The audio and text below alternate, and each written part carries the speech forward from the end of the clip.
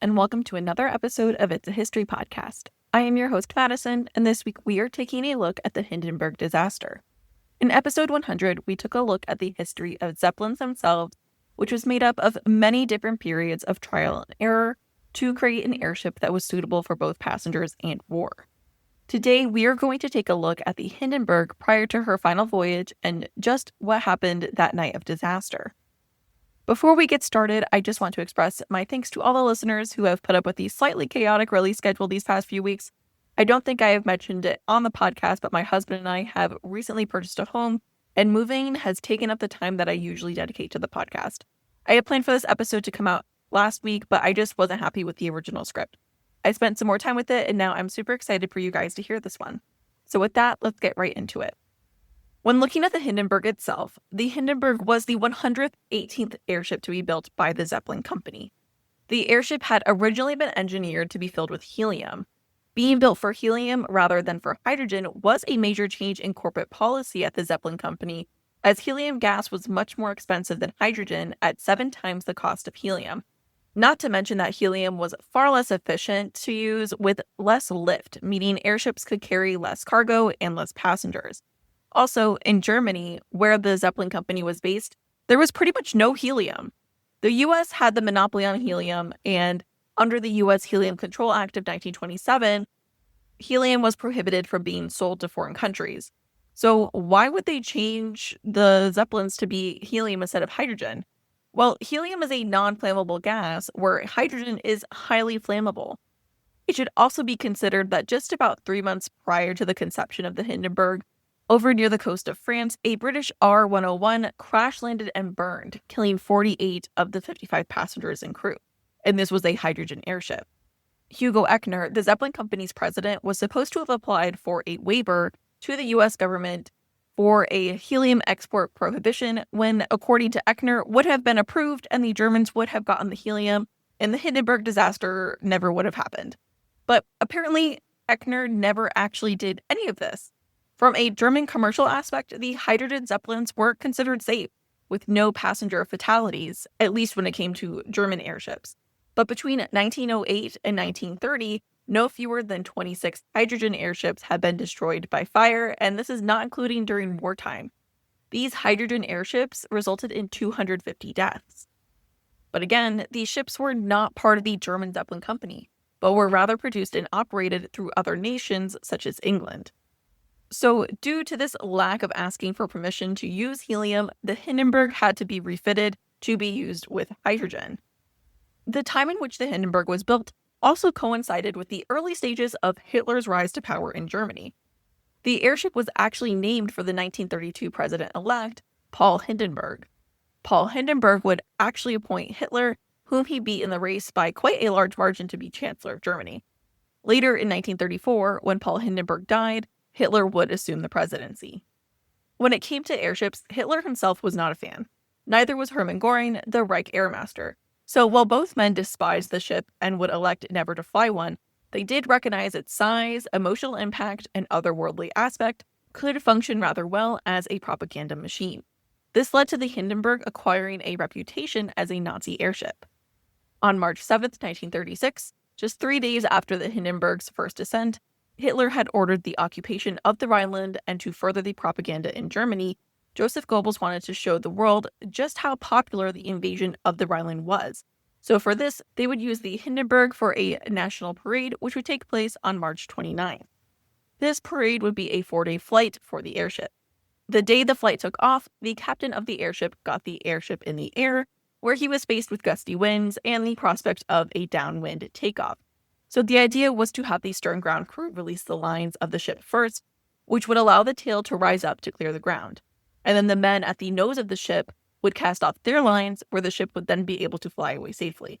But for some reason during takeoff, the captain ordered that the water ballast be released from the bow of the ship, which were counterweights to make the front of the ship a bit heavier, which ultimately resulted in the Hindenburg tilting backwards, causing the tail fin to strike the ground, which made the lower portion crumble. There has been speculation by Zeppelin historians that this incident may have impacted and weakened the ship's framework on the inside, which may have led to its destruction during the ultimate disaster that we're talking about in this episode. The damage to the ship was patched in just a matter of hours, and the Hindenburg was able to get to its official duties as a Nazi Party propaganda machine. In a 1935 speech, Göring stated, "The airship does not have the exclusive purpose of flying across the Atlantic, but also has a responsibility to act as the nation's representative. I hope that the new ship will also fulfill its duty in furthering the cause for Germany." But just over a year later, on May 3rd, 1937, the Hindenburg would embark on its final flight. Before we get into the disaster itself, let's take a look at the Hindenburg as an airship. As mentioned earlier, there had been a total of 26 non-German hydrogen airships that had been destroyed by fire due to accidental causes, sometimes killing every last person on board. According to the book Monsters, the Hindenburg and the Birth of Pathological Technology, author Edward Regis describes the Hindenburg as a prototypical example of pathological technology, where obvious and sizable risks were ignored, discounted, minimized, and swept under the rug by the influence of what amounted to an all-consuming and almost irresistible enchantment or infatuation. In episode 100, where I go into the details on the creation of the airships, there were many examples of these airships being easily destroyed and crashing. The Hindenburg itself was 800 feet long and 150 feet from the top of its higher fin to the bottom of its lower one. This airship was longer than 3 747 airplanes lined up in a row. But Zeppelins, even with their size, could only carry at most 72 passengers. And on more occasions than not, only half that amount would actually ride in the airships. For size comparison, the Titanic, which was very similar in size, could hold over 2,200 passengers. On some flights, there would often be more than double the crew members and passengers, which was the case for the final flight of the Hindenburg. The Zeppelins themselves were marvels of construction, but there were multiple inner gas cells that were constructed from archaic animal membranes that were known as gold beater skin, which was made out of cattle intestines, a lot of cattle intestines. That said, just a little bit of damage could and would end with disastrous results. On this final flight of the Hindenburg, there were 36 passengers on board, and they were all very wealthy. Only the elite could afford to fly in the Hindenburg. Those who had the opportunity to ride in an airship would be doing so in style. There were grand dining rooms, lounge bars, and promenades, though the private spaces did leave much to be desired. The bedrooms on the airships, like the Hindenburg, were described as prison-like, with no toilets and a single shower that all passengers were expected to share. And did you know that even with millions of cubic feet of hydrogen gas, there was still a smoking section? The smoking room was sealed and closely monitored, but still the whole ship was highly flammable. So back to the final flight of the Hindenburg. The night the Hindenburg took off, this trip would have been its 63rd. Of its brief one-year career, just having recently had its airworthiness certificate reviewed. In March, just 2 months prior to the night in question, the Hindenburg had previously commemorated the 1936 Berlin hosted Olympics, and originally sported the Olympic symbol on its side. By the time it was on this voyage, the Olympic symbols had been painted over, and the newly added twin Nazi symbols on the two vehicle fans were well on display. At the helm of the ship was Captain Max Pruss, who had more than 20 years of experience as an airship captain. The night of the disaster, there were actually 5 other captains aboard the ship. For the majority of this flight, the flight itself was pretty normal. It wouldn't be until the very end of the journey that things would take a turn for the worse. The only really notable part of this trip were the really strong headwinds that were going 50 miles an hour pretty much directly towards the nose of the ship. Prior to this journey, the Hindenburg had made passenger trips before, departing from Frankfurt, Germany. And this final trip that departed on May 3rd, 1937, was to be the first of 10 round-trip crossings to America. The Hindenburg had made plenty of trips across the Atlantic prior to the May 1937 trip, having crossed 34 times in 1936, often going to Brazil. This was prior to aircraft being able to cross a large body of water like the Atlantic, and the Hindenburg would act as a way to ferry passengers over the ocean. At the end of its journey, when it would arrive in Manchester Township in New Jersey, it was supposed to land at the Naval Air Station at Lakehurst, which is just outside of New York City. At Lakehurst, there was a mooring mast awaiting the ship's arrival. After it was tied upon the mooring mast, the 36 passengers aboard the Hindenburg were to depart. After departing, they would then be picked up by the representatives of American Airlines. American Airlines had been contracted with the Hindenburg's parent company so that the passengers could make their way to Newark Airport and catch their connecting flight. As mentioned earlier, there were some headwinds that slowed U.S. arrival by about 12 hours. And when the ship did arrive, there were some thunderstorms in the New York area. So a plan was made to avoid the storms, as it was not wise to land a hydrogen-filled airship in the middle of a thunder and lightning storm. Captain Press decided to fly over Manhattan to head back out over the water and hang out in the Atlantic while waiting for the storms to pass. Flying an airship roughly the size of the Titanic over New York City certainly created quite the spectacle. People reportedly ran out of their homes, offices, and stores to see the ship fly by. On the ship, stewards passed around tea and sandwiches to the passengers and what would be their final service aboard the Hindenburg. Back at the U.S. Naval Station in Lakehurst, Commander Charles E. Rosenthal was in charge of landing operations. He himself had piloted airships prior and was a big fan of the airship as a method of travel. At 6:12 p.m., Rosenthal sent a radio message to Captain Press stating, "Conditions now considered suitable for landing. Ground crew is ready. Period. Thunderstorms over station. Ceiling 2000 visibility 5 miles to westward. Surface temperature 60. Surface wind west-southwest 8 knots, gusting to 20 knots. Surface pressure 29.68. It may seem odd that Rosenthal was telling Press that it was now suitable for the ship to come back and land with thunderstorms still currently in the area, but there was an understanding that while the Hindenburg traveled the 30 miles back to the station, the thunderstorms would clear up. At 7:08 p.m., Rosenthal sent another message. Conditions definitely improved. Recommend earliest possible landing. The Hindenburg was at last on its final approach to Lakehurst. The passengers aboard the Hindenburg could now clearly see the naval station itself and the 230-person ground crew awaiting its arrival. The naval air station had been chosen as the mooring mast had a winch. There were 2 mooring masts at Lakehurst, and the Hindenburg headed for the one nearest the hangar. The ground crew had collected around that mast. At that time, the wind was from the east, and so Press approached from the west so as to be heading into the wind for the landing, as it was standard operating procedure. But Hugo Echner, in his 1919 Practical Hints for Piloting Zeppelin Airships, had written that every landing turns out differently. It is an entity in itself, which the commander must fashion according to circumstances. Press had originally circled to the left and had valved its hydrogen supply from multiple cells for 15 seconds to reduce its altitude of 600 feet. The wind suddenly changed direction, and Press had to quickly change direction. He had to order an S-turn where the ship would first swing left and away from the mast, and then turn sharply right in order to face the mooring mast head-on. This would also line the airship up directly with the south wind. This landing was a rather big event, so waiting on the ground were 5 separate news crews and a radio station. An audio description of the landing was being narrated by Herbert Morrison, which was to be broadcast the next day on the Chicago radio station WLS. From Morrison: "We are now broadcasting this description just around sunset at the end of twilight right now, and raining as hard as it could be. We've been told that the airship is going to make an attempt at landing in the rain, and if that's the case, we're going to have a mighty fine description of it for you." As the airship approached closer, Morrison stated, "Well, here it comes, ladies and gentlemen. We're outside now, outside the hangar, and what a great sight it is, a thrilling one, a marvelous sight."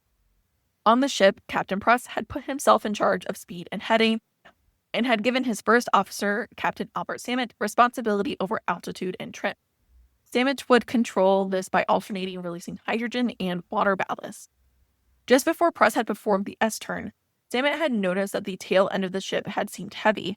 He ordered the hydrogen be valved from 6 of the front gas cells, and after this did not end up with desired results, he dropped ballast from the rear of the ship to lighten it up further. I think you'll enjoy this description from Monsters for what Samet was thinking as he was dropping the ballast. Samet leaned out of a control car window and watched the water fall to the ground in consecutive feathery streams.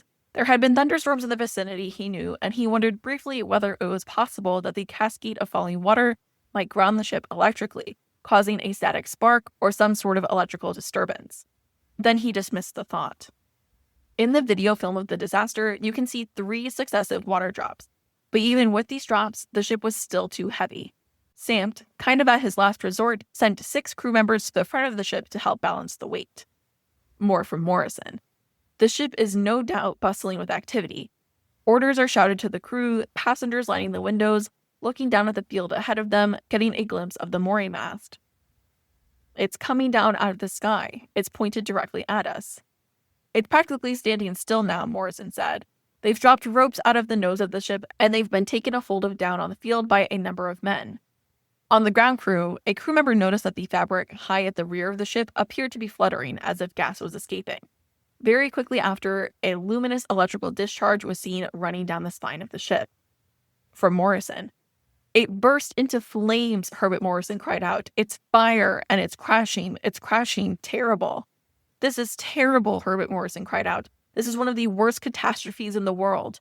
The flaming tail end of the ship started to drift towards the earth as the flames moved up the ship through the different hydrogen holding cells. The Hindenburg was filled with more than 7 million cubic feet of hydrogen, again, a very flammable gas. On the ground, crew was scattered and screaming. Aboard the ship in the seconds after the disaster, 3 separate crew witnessed a flash of bright light in the center line of the ship. The captains at the helm of the ship felt the ship lurch from the explosion, and shortly after, the Hindenburg simply snapped in half. As the ground approached, the captains waited until the last second to jump to the ground, where the ship would still end up landing on them. The passengers, too, had to make the tough decisions in a matter of seconds of jumping too early and risk catastrophic injury, or jump too late and risk being burned alive. The entire disaster lasted 40 seconds. Of the 97 people on board, 36 passengers and 61 crew, 35 people were killed, 13 passengers and 22 crew. 1 person on the ground was killed, which brought the total up to 36. This disaster pretty much put an end to the entire airship industry. Hugo Echner, who, across the pond, had received a call at 1 a.m. to let him know of the disaster. He was asked if he believed that the explosion was an act of sabotage, which Echner did not believe this. Nevertheless, the idea of the Hindenburg being sabotaged would be something that would follow this story for years. Following this notification, Echner was to head out to the accident site on the steamship Europa. Before embarking, Echner had written a note to his wife saying in part, "I deeply regret that I was persuaded to allow the use of hydrogen when the Hindenburg, after all, had been designed for the use of helium." Just 5 days after the disaster, the 28 German dead were laid in caskets draped with swastikas and flowers and arranged in a long straight row. The service was attended by 10,000 German soldiers, and the caskets were loaded aboard the steamship Hamburg to return home. But why was this airship disaster any different than the dozens of earlier disasters that also caused deaths? Well, when the Hindenburg crashed, there was newsreel film cameras present, and there was the future broadcast of the Hindenburg's initial landing to tens of thousands over the airwaves on WLS radio. And let's not forget that Morrison provided us with the very famous quote, "Oh, the humanity." The Hindenburg disaster was the first modern-day disaster that was recorded on film that was coupled with a live first-person account of the event, which was then presented to the masses on movie screens. There were eventually boards of inquiry and hearings, as well as U.S. Department of Commerce reports to try to assess what had happened after the fire. But with this, the Dutch airship company made one last airship, as it was already on order when the disaster happened. And with World War II just around the corner and aircraft starting to become more advanced and the more preferred method for travel, the day of the airship was quickly coming to an end. The owners of the Hindenburg eventually inflated their Graf Zeppelin 11, the last airship they would produce, which was an airship of equal size to the Hindenburg. It would be sent on 30 trips post-Hindenburg disaster, and the pilot of this airship had actually been burned and scarred on the Hindenburg. And that is where I'm going to end this week's episode. I hope you learned something new about the Hindenburg disaster today.